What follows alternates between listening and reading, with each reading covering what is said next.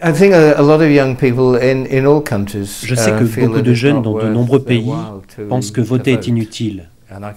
Et je peux les comprendre, parce que les politiciens que l'on voit à la télé ou dans les journaux ne méritent vraiment pas que l'on vote pour eux. Et pourtant, le droit de vote est le fruit d'un combat très très dur, qu'ont mené nos pères et ceux qui les ont précédés.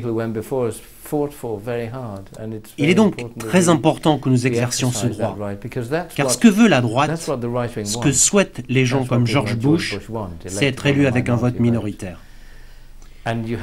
Et autant que je sache, vous avez la possibilité de voter pour quelqu'un qui défendra vos intérêts. Alors, ne laissez pas passer cette chance. Agissez, apportez-lui votre soutien.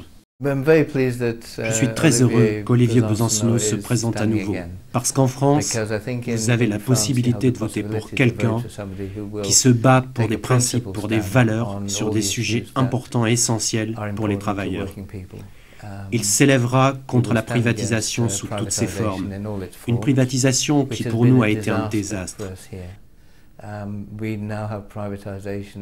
Ici, non seulement notre industrie est aujourd'hui privatisée, mais nos grands services publics, comme le chemin de fer, ont été ruinés par la privatisation.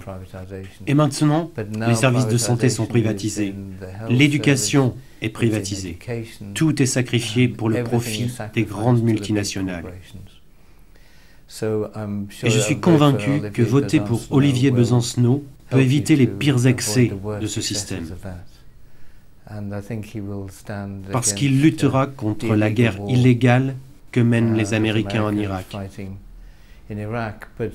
tout particulièrement en empêchant les Américains d'utiliser leurs alliés et leurs bases en Europe pour les soutenir.